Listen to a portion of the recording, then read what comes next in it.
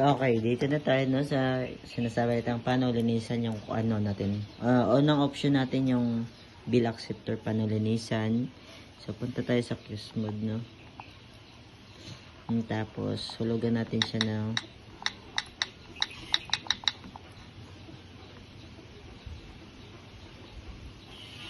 mga 1,000. Kaya natin 2,000 no kasi kay ma'am kasi to. So okay. Pag ganyan po, okay no, naghulog na tayo. So kailangan natin ng alcohol. Yung maliit lang, hindi masyadong marami na alcohol no. So lagyan natin alcohol po yan no. Tsaka sa likod, syempre ganun din kasi harap sa kalikod yan eh. Kailangan natin siya lagyan. Ayan. Huwag mo masyadong basa, okay? Pagka nabunot niya na, syempre, bubunot-bunutin nyo yan hanggang mga 10 times or mas maganda 15 times. So, okay. Ano ko lang kasi mahirap mag-video. Ayan na lang. Kita ba?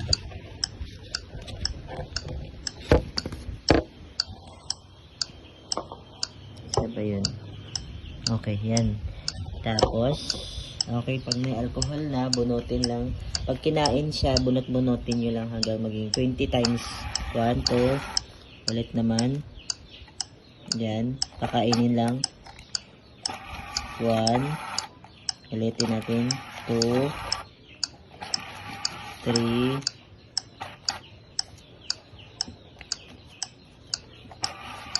4. So, pag wala ng alcohol, lagyan nyo ulit. Kasi yan o, para umiinit kasi siya pagka nagro-roll na yung ano. So, pag ganyan, 20 times po ang gagawin, no? 20 times hanggang malinis. Kasi yung lilinisan niya dito is yung, ano, yung black sa loob.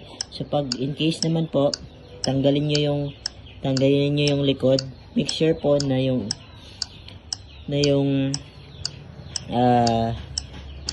mga kulay ng wire, bunutin nyo.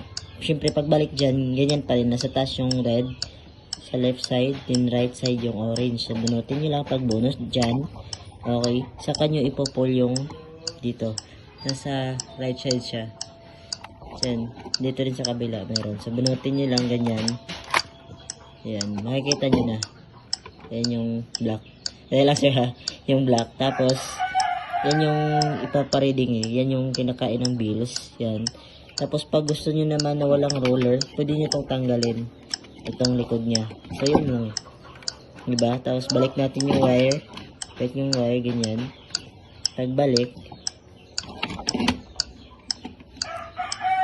And then, nasa baba pala yung ano. Wait lang, sorry. Yan, nasa baba. Ayun. Nailaw siya. So, ayan.